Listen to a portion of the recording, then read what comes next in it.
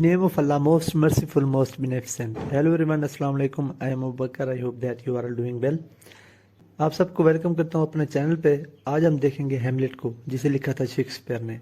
ये एक ट्रेजेडी है. ट्रेजेडी क्या होती है? ड्रामा की एक फॉर्म है जिसमें जो मेन हीरो है उसके डाउनफॉल को दिखाया जाता है, उसके साथ ज्यादा तकलीफ या जो भी परेशानी हो.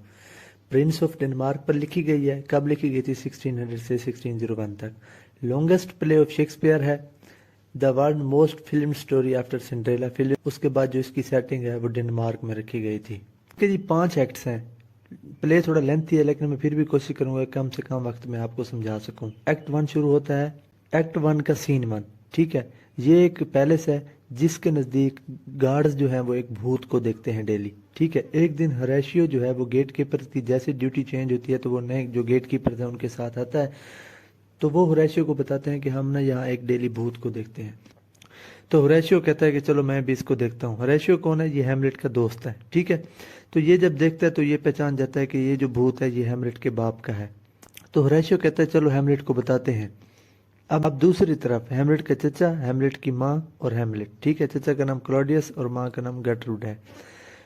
ये अब हैमलेट को तसल्ली दे रहे हैं कि आप परेशान ना हो, सब्र करें एटसेट्रा. के तसल्ली देता है कि अब मैं सल्तनत को अच्छी तरह से संभाल लूंगा, ठीक है. इन दोनों ने आपस में शादी कर ली है, क्लॉडियस और गेटरूड ने, ठीक है. हैमलेट की माँ और हैमलेट के चचा ने आपस में शादी की है.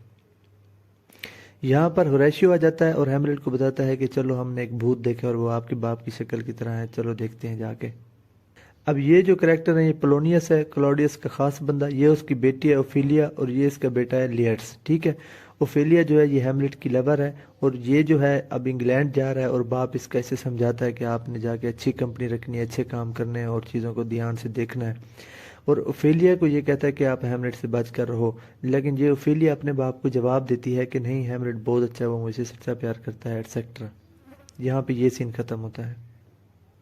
हैमलेट और होरेशियो ये दोनों दोस्त उस पैलेस में दोबारा जाते हैं और जाके उसी भूत को देखते हैं. भूत कौन है? भूत है हैमलेट का बाप, जिसका नाम भी हैमलेट है, जिसकी रतुविया जिसे कत्ल किया है क्लॉडियस ने, उसके कान में जहर डाल के जब वो बाग में सो रहा था, ठीक है. तो जब भूत सामने आता है तो हैमलेट उसका पीछा करता है. सारे मना करते हैं लेकिन हैमलेट फिर भी उसका पीछा करता है. वो आगे चलकर उसे जो है वो रोक देता है और बताता है कि तुम कौन हो. जब वो पीछे देखता है तो वो पहचान जाता है कि ये मेरा बाप है. अब वो उसे सारी स्टोरी बताता है कि तुम मेरा बदला लोगे, तुम्हारे चचा ने मेरा कत्ल किया है. हैमलेट उससे वादा करता है कि हाँ मैं आपके कत्ल का बदला जरूर लूंगा. यहाँ पे ये सीन खत्म हो जाता है. तो अब शुरू होता है एक्ट 2. एक रात ओफेलिया अपने बाप पोलोनियस के रूम में आती है और उसे आगे बताती है कि हैमलेट जो है वो अजीब अजीब हरकतें कर रहा है. उसने मुझे छेड़ने की कोशिश की है या मेरे साथ ज्यादती करने की कोशिश की है. और वो खत भी दिखाती है जो हैमलेट ने उसे लिखे हैं. तो वो कहता है कि चलो तुम परेशान ना हो, मैं जाके क्लॉडियस से बात करता हूँ. अब इस सीन में हैमलेट का चचा क्लॉडियस और हैमलेट की माँ गर्टरूड, इन्होंने हैमलेट के 2 बचपन के दोस्तों को बुलवाया है जिनका नाम है रोजेनक्रेंट्स एंड गिल्डेस्टर्न. अब इन दोस्तों को वो कहते हैं कि आप हैमलेट के दोस्त हो, जाओ पता करो कि हैमलेट को क्या हुआ है, वो क्यों परेशान है और हमें आके बताओ. ये सीन यही खत्म होता है. सीन 3 शुरू होता है. पोलोनियस क्लॉडियस के पास जाता है और उसे वो खत दिखाता है और वो उसे बताता है कि जो हैमलेट की पागलपन की हरकतें हैं हमें उसका अंदाज़ा हो गया है, उसे क्या हुआ है, वो मेरी बेटी के प्यार में पागल है. तो क्लॉडियस कहता है कि तुम कैसे यकीन से ये बात कह सकते हो, ठीक है. लेकिन क्लॉडियस उसे कहता है कि हमें और भी तस्दीक करनी चाहिए कि क्या वजह है जो हैमलेट अजीब अजीब हरकतें कर रहा है. ये दोनों दोस्त हैमलेट के पास पहुंच जाते हैं और उसे जाके पहले हाल चाल पूछते हैं. हैमलेट भी उनसे हाल पूछता है. उसके बाद हैमलेट को अंदाजा हो जाता है कि इन दोनों को मेरे चचा और मेरी माँ ने भेजा है. तो वो उन्हें कहता है कि सच सच बता दो. वो भी उसे सच सच बता देते हैं, ठीक है. लेकिन वो बाद में उसे तसल्ली देते हैं हैमलेट को और कहते हैं कि थोड़ा सा मूड चेंज करते हैं, कोई ना, वो कहते हैं कोई ऐसी एक्टिविटी करते हैं कि जिससे हैमलेट का मूड चेंज हो. और हैमलेट भी इस बात पे एग्री हो जाता है. लेकिन तो हैमलेट कहता है कि हम ना एक ड्रामा परफॉर्म करवाएंगे. तो वो कहते हैं चलो ठीक है. जो है ये एक ट्रांसक्रिप्ट लिखता है, कुछ लाइंस लिखता है और ड्रामा कंपनी से बात करता है कि ये जो लाइंस हैं ये आपने ड्यूरिंग प्ले बोलनी है और ऐसा एक्ट परफॉर्म करना है. तो ड्रामा कंपनी वाले उस पर एग्री हो जाते हैं. वो कहते हैं ठीक है हैमलेट. में ये लाइंस मोस्ट फेमस हैं हैमलेट की, to be or not to be, that is the question. अब इसका क्या मतलब है? इसका मतलब ये है कि वो सोच रहा है कि मुझे अपने चचा को मारना चाहिए या नियम मारना चाहिए, ठीक है. To be or not to B, मारना चाहिए या ना मारना चाहिए, दैट इज द क्वेश्चन. सवाल ये है. ठीक है। और दूसरी बात इसे ऐसे इंटरप्रेट भी किया जा सकता है कि क्योंकि वो परेशान है, वो ये चाह रहा है कि उसे जीना चाहिए या नहीं जीना चाहिए। ठीक है। अब मैं आपको इकबाल का एक इसी पे शेर सुनाऊं। वो कहता है to be or not to B, कि जिंदगी को देखकर जीना चाहिए या नहीं जीना चाहिए। लेकिन इकबाल जहाँ क्या कहता है, इकबाल कहता है तू इसे पैमाना है अफरोज़ो फरदा से न नाप, कि जिंदगी को वक्त से न देख, तू इसे पैमाना है अफरोदो फरदा से न नाप, के जाविदा पाहम रवा हर दम जमा है जिंदगी, कि जिंदगी तो हर दम जमा है। Act 3 scene 1। यहाँ पे सारे इकट्ठे होते हैं, ओफेलिया, गर्ट्रूड, क्लॉडियस, पोलोनियस और उसके दोस्त। वो आके बताते हैं कि हमने हैमलेट की वजह जान ली है, हैमलेट अब ठीक है, वो इतना परेशान नहीं है। उसकी माँ को बताते हैं, लेकिन वो कहते हैं कि हैमलेट ने तुम्हें क्या जवाब दिया है। तो वो बताते हैं कि हैमलेट ने हमें कहा है कि कोई प्ले परफॉर्म करवाएंगे हम। तो उस टाइम पे उसके चचा बोलते हैं चलो कुछ तो इसे पसंद आया। अब सीन 2 शुरू होता है। अब ओफेलिया जो है हैमलेट के पास आती है और उसे कहती है कि तुम क्यों परेशान हो, वजह पूछने की कोशिश करती है, लेकिन हैमलेट कोई जवाब नहीं देता। ठीक है। ये उसे कहती है कि मैंने तुम्हें माफ़ कर दिया, जो भी तुमने मेरे साथ गलती की थी या जो भी मतलब ज़बरदस्ती करने की कोशिश की थी, झूठ था या सच था, लेकिन वो माफ़ उसे कर देती है। अब पोलोनियस और क्लॉडियस ये प्लानिंग कर रहे हैं कि हैमलेट को इंग्लैंड भेज देना चाहिए, क्योंकि यहाँ उसने हमें बहुत परेशान कर रखा है, और इस बात का हैमलेट की माँ गेटरूड को पता भी नहीं चलना चाहिए। ठीक है। इनकी प्लानिंग यहाँ हो रही है सीन 3 में। हैमलेट होरेशियो को बताता है कि जब जो मेरी लिखी हुई लाइंस हैं जब वो ड्रामा में परफॉर्म होंगी तो तुमने चचा क्लॉडियस पर नज़र रखनी है। अगर वो हिचकिचा गया, अगर वो परेशान हुआ, तो हमें इस बात का अंदाज़ा हो जाएगा कि मेरे बाप का कत्ल मेरे चचा ने किया है। तो वो कंफर्म करने के लिए उसने कुछ लाइंस लिखी हैं। तो होरेशियो बोलता है चलो ठीक है, मैं ज़रूर नज़र रखूंगा उस पर। ड्रामा कंपनी वाले आ जाते हैं, प्ले शुरू हो जाता है और सारे जो हैं वो देख रहे होते हैं ड्रामा को। हैमलेट अपनी माँ के साथ आके बैठ जाता है। ठीक है।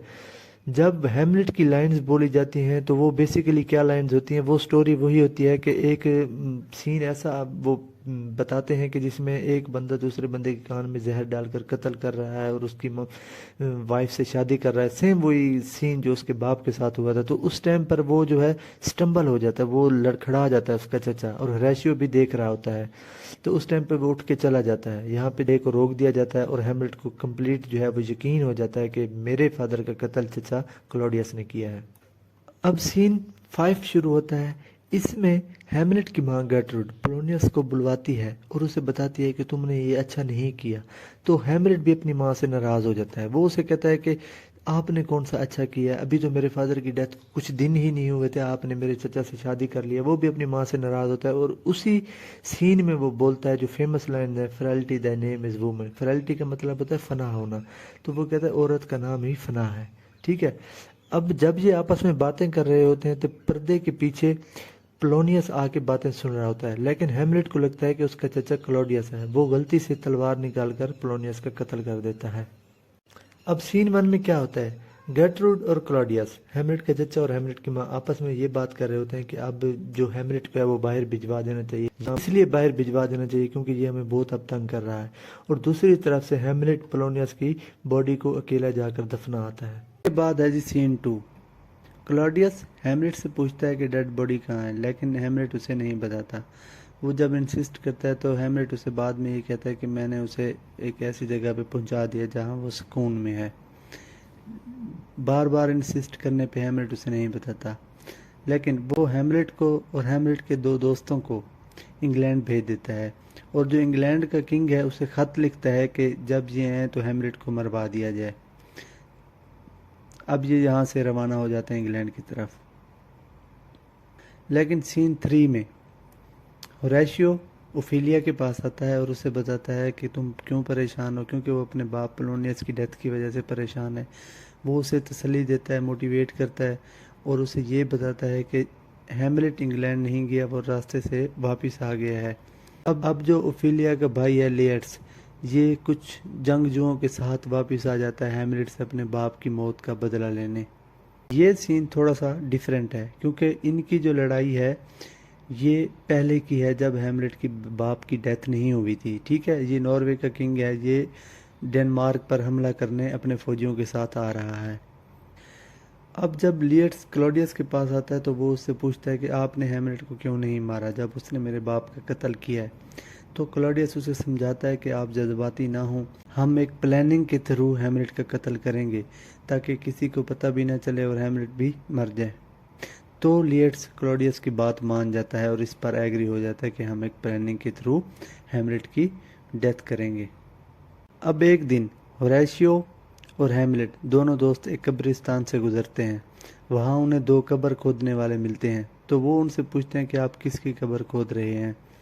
ठीक है, तो वो बताते हैं किसी लड़की की है। उसके आपस में डिस्कशन करने लग जाते हैं।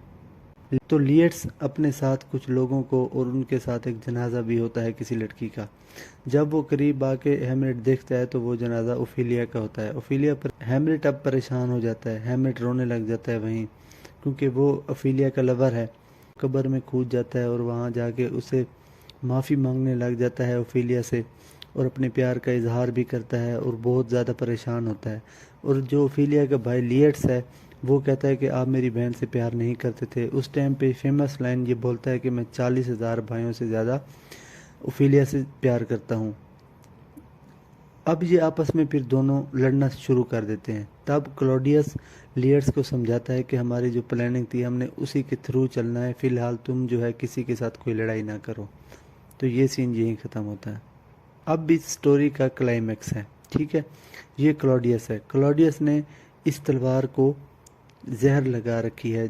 अगर ये किसी को लग जाए तो उसकी डेथ हो जाती है। और उसके बाद इसने ये वाइन के गिलास में जहर मिला रखी है। अब इसकी प्लानिंग क्या है आगे चलकर देखते हैं। अब सीन 4 में क्या होता है, क्लॉडियस हैमलेट को और लिएट्स को दोनों को उकताता है कि आप दोनों के दरमियान एक मुकाबला होना चाहिए, क्योंकि वो दोनों गुस्से में है। जब फर्स्ट राउंड होता है तो वो तलवार लिएट्स को दे देता है। लिएट्स उस तलवार से हैमलेट पे वार करता है और हैमलेट जख्मी हो जाता है उस जहरीली तलवार से। अच्छा, अब जी राउंड 2 शुरू होता है लड़ाई का। अब जो राउंड में एक असूल ये था कि अब आपने तलवार जो है वो चेंज करनी है।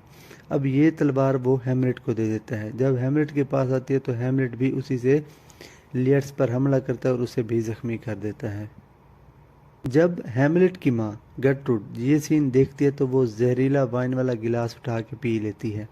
तो उसकी तबीयत भी थोड़ी देर बाद ख़राब होने लग जाती है। तो हैमलेट को वो बुलाती है और उसे मना करती है कि आपने ये वाइन नहीं पीनी, इसमें जहर है। जब हैमलेट को इस बात का पता चलता है तो वो अपने चचा क्लॉडियस का कत्ल कर देता है। अब करैक्टर ख़त्म कैसे होते हैं देखें। हैमलेट कत्ल कर देता है अपने चाचा को।